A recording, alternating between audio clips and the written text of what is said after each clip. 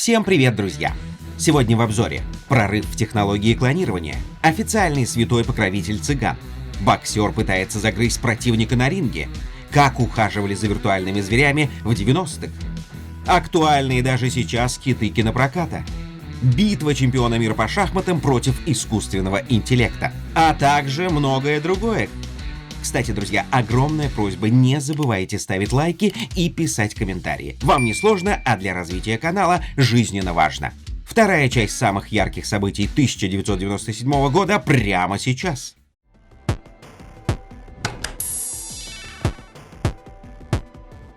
Главная мировая сенсация случилась в мире науки. С 227-й попытки шотландские ученые смогли успешно клонировать не просто мышь, а самую настоящую и довольно крупную овцу. Сенсация была в том, что в процессе клонирования использовали не половые клетки отца и матери, как было раньше, а генетические клетки животного прототипа. Овечке дали имя Долли. Столь популярной овцы в истории человечества не было никогда. Долли появилась на свет в конце 1996 года, но официально ученые заявили о победе научной мысли лишь спустя 7 месяцев, поскольку оформляли научный патент. Клонированная Долли жила обычной овечьей жизнью и не догадывалась, что с ее появлением люди поверили в самые смелые фантастические идеи, и даже по прошествии стольких лет фильм «Звездные войны» с историей про армию клонов не воспринимается как нечто невозможное. Также из значимых мировых новостей не можем не отметить 1 июля 1997 года. Именно в этот день Гонконг перешел под юрисдикцию Китая. Закончился многолетний договор аренды китайской территории, заключенный еще в 1898 году Великобританией с империей Цин. Прошло почти 100 лет. За это время империя Цин прекратила свое существование, а Гонконг стал передовым финансовым и технологическим центром Азии, образцом современной капиталистической мысли. Великобритания исполнила все договоренности и точно в срок передала территории государству Китай. Как говорят предприниматели, после смены собственника ключевых изменений не произошло. Как оказалось, капиталистические и социалистические модели общества могут успешно жить и процветать под общей крышей, и образец тому – Китайская Народная Республика. Продолжим про то, что считалось невозможным. В 1997 году состоялся самый необычный матч века по шахматам. Суперкомпьютер корпорации IBM играл против действующего чемпиона мира по шахматам Гарри Каспарова. Интрига висела в воздухе. Кто же победит, искусственный интеллект или человек? Машина оказалась умнее человека, а чемпион мира проиграл. Это событие стало преддверием новой цифровой эры. Как говорится, изобрели компьютер на свою голову. Так и в сюжет фильма «Терминатор» поверишь. Еще одним важным событием в культурной жизни России стало создание литературного интернет-ресурса «Сетевая словесность», виртуальной библиотеки, свободной творческой площадки для авторов, исследователей и критиков. Сначала было слово. Редакционная коллегия «Сетевой словесности» всегда следовала и следует этому принципу. За годы своей работы ресурс вырос, стал известным и авторитетным экспертным порталом Рунета, дал путевку в жизнь многим молодым авторам.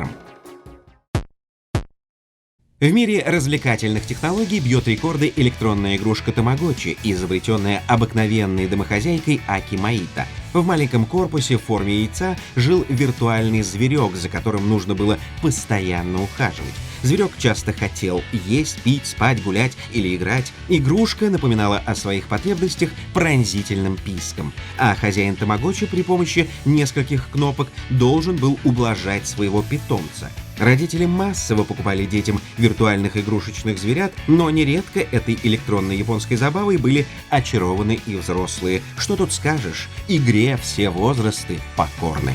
Tamagotchi Angel, each sold separately from Bandai.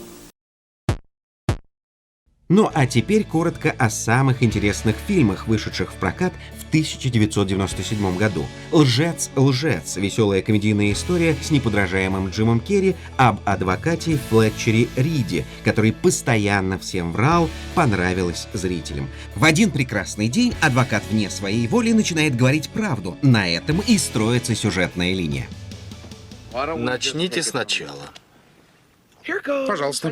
Я превысил скорость, я ехал слишком близко, я не остановился на светофоре, чуть не врезался в «Шевроле», потом еще раз превысил скорость, не остановился у перехода, на перекрестке перешел в другой ряд, не дав предупредительного сигнала, потом прилетел на красный. Это все? Нет.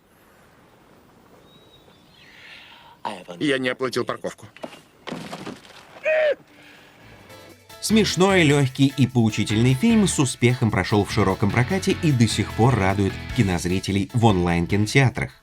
Фильм ужасов «Крик 2» про преследование девушки безжалостным убийцей в маске не смог повторить успех первого фильма, но коммерчески тоже получился очень успешным. $172 миллиона в прокате тому подтверждение. Однако настоящим бестселлером в полном смысле этого слова «Крик 2» не стал. Он исчез. Что? Успех фантастической комедии «Люди в черном» было трудно превзойти. Прекрасный набор актеров: Томми Ли Джонс в роли агента Кей и Уилл Смит в роли агента Джей, динамичный сюжет, спецэффекты, грим необычный, а иногда смешные инопланетяне. В этом фильме все было в меру и все было по делу. Итогом работы создателей картины стал грандиозный коммерческий успех в прокате, занявший второе место после «Титаника», а также множество кинонаград и премий, среди которых «Оскар», врученный гримером этой киноленты в 1998 году. Настоящей же наградой создателям кинохита «Люди в черном» может служить народная любовь. Люди в черном защищают Землю от отбросов вселенной. Фильм до сих пор смотрят в онлайн-кинотеатрах, впрочем, как еще один шедевр 1997 года — культовый фильм Люка Бессона «Пятый элемент» с Брюсом Уиллисом и Милой Йовович в главных ролях. Премьера ленты состоялась на Каннском кинофестивале, одновременно картина вышла в широкий прокат. Успех фильма превзошел все ожидания, а роль Лилу принесла Миле Йовович широкую известность в мире. Кинофильм был снят в Европе, и бюджет на его производство был по европейским меркам огромен — $90 миллионов. Но затраты окупились сполна, кинокартина собрала в прокате $263 миллиона. Но главное в этой истории, конечно же, не деньги. Главное то, что фильм «Пятый элемент» с великолепными актерами, бесподобными костюмами, придуманными модельером Жаном Полем Готье, захватывающим сюжетом, не стареет. Его хочется смотреть и пересматривать снова и снова. Каждый раз ты, как ребенок, отправляешься вместе с ним в сказку. Фантастический мир будущего. В сказку с хорошим и счастливым финалом, которую придумал Люк Бессон. Наверняка многие из вас верят в карму. Расскажем по секрету: лайк и подписка на наш канал максимально повысит и очистит вашу карму. Теперь немного о главных спортивных событиях. Великий боксер Майк Тайсон снова прославил себя на весь мир в финальном матче реванша за пояс чемпиона мира в тяжелом весе. В эмоциональном порыве единоборства, находясь в клинче, в третьем раунде Железный Майк откусил кусок уха своему сопернику, боксеру Эвандеру Холлифилду, и мгновенно получил другое негласное прозвище «Ухогрыз». Разгорелся страшный скандал. Боксерский поединок смотрели в прямом эфире миллионы людей. Холлифилд истекал кровью и прыгал от боли как сумасшедший. Зрители были в ужасе пополам с восторгом от такого шоу. Тайсона лишили боксерской лицензии и оштрафовали, а победу присудили Холлифилду. Но этой победе он не особо радовался. Кусочек уха, конечно, нашли и даже пришили на место, но, как говорится, осадочек остался. Сейчас о грустном, но не рассказать про это событие просто невозможно. В 1997 году многие люди всерьез переживали трагедию королевской британской семьи. После недавнего развода с наследным принцем Чарльзом его бывшая супруга, принцесса Диана Уэльская, путешествовала по миру. 31 августа автомобиль «Мерседес», в котором ехала принцесса вместе с кинопродюсером Доди Аль-Фаедом, сыном известного египетского миллионера, на скорости 160 км в час врезался в 13-ю опору парижского тоннеля. Многие пассажиры погибли на месте. Диана же скончалась в больнице спустя 2 часа после случившегося. Мир ужаснулся. Диану любили. Она была настоящая королева людских сердец, искренняя, добрая и настоящая. Похороны Дианы транслировались в прямом эфире. Известный музыкант Элтон Джон сделал ремейк песни «Candle in the Wind» и посвятил ее принцессе Диане. В этой песне мэтр эмоционально и точно передал все те чувства, которые испытывали люди. Сингл «Свеча на ветру» моментально стал самым продаваемым в США и Великобритании. Мир плакал, скорбил и прощался со светлой принцессой, а может быть и со своей верой. Верой в то, что красивые истории всегда заканчиваются хорошо. Чтобы немного оправиться от грустных воспоминаний, поговорим о другом необычном человеке. 4 мая 1997 года Ватикан официально причислил Сеферина Хименеса Малью к лику блаженных. Таким образом, испанец цыганского происхождения впервые в истории католической церкви стал официальным покровителем цыган. Цыганский народ – один из самых разобщенных народов мира. Среди его представителей есть как атеисты, так и верующие самых различных религиозных направлений и конфессий.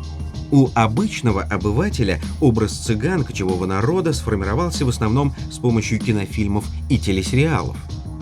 Но цыгане, как, впрочем, и люди других народов, бывают разными. Сеферина известен миру прежде всего как глубоко верующий, честный человек, любящий людей. Он помогал людям, детям и погиб в ходе гражданской войны в Испании в 1936 году, защищая священника. Причисление Сеферина к лику святых – безусловно значимое событие в жизни цыганского народа. А теперь поговорим о событиях в России. Указом президента России образован телеканал «Культура». Первоначальное название канала звучало как РТР Культура или РТР-2, но вскоре все цифры и аббревиатуры ушли, а логотипом стала стилизованная буква «К». Телеканал «Культура» вышел в большое плавание. Никакой политики, только спектакли, музыка, концерты и высокое искусство. Все для художественного и нравственного воспитания подрастающего поколения. В сентябре 1997 года в Москве прошли праздничные мероприятия, посвященные 850-летию столицы. Москва превратилась в большой город-праздник, один огромный яркий карнавал. Праздновали 3 дня. Плеяды известных артистов с мировыми именами, бесчисленное количество шоу, концертов, сценических постановок развлекали москвичей и гостей города. Масштаб организации впечатлял. Деньги на празднование никто не жалел. Москва всегда была визитной карточкой нашей страны, но при градоначальнике Юрии Лужкове она превратилась в настоящий мировой мегаполис. Золотые купола храмов, современные высотные небоскребы, престижные офисные и огромные торговые центры поражали воображение туристов. Закончились торжества колокольным звоном и грандиозным салютом с лазерным шоу. В российском спорте остановимся на создании 2 футбольных клубов – «Химки» и «Москва», которые заявили о себе во всеуслышание в 1997 году. Футбольный клуб «Химки» здравствует на футбольном поле и поныне, а вот история футбольного клуба «Москва» закончилась в 2010 году одновременно с прекращением финансирования команды генеральным спонсором клуба компанией «Норильский никель». Но остались в памяти яркие имена. Это прежде всего Леонид Слуцкий, который громко заявил о себе как главный тренер в составе Москвы, Роман Адамов, игрок, дающий результат, и визитная карточка клуба – харизматичный аргентинский нападающий Эктор Бракамонте, который своей шевелюрой очень напоминал звезду голландского футбола Руда Гуллита. Из значимых утрат 1997 года также стал уход из жизни Булата Акуджавы, известного барда-шестидесятника, поэта, ветерана Великой Отечественной войны, основателя жанра баллады в авторской песне. Его песни «Ваше благородие, госпожа удача» из кинофильма «Белое солнце пустыни», «Надежды маленький оркестрик», «Возьмемся за руки, друзья» знали и любили в Советском Союзе все. Добрые, мудрые строки и песни Акуджавы остались с нами навсегда, останутся важными и в будущем, вне зависимости от смены эпох и поколений. И, как говорил поэт, давайте жить во всем друг другу потакая, тем более, что жизнь короткая такая.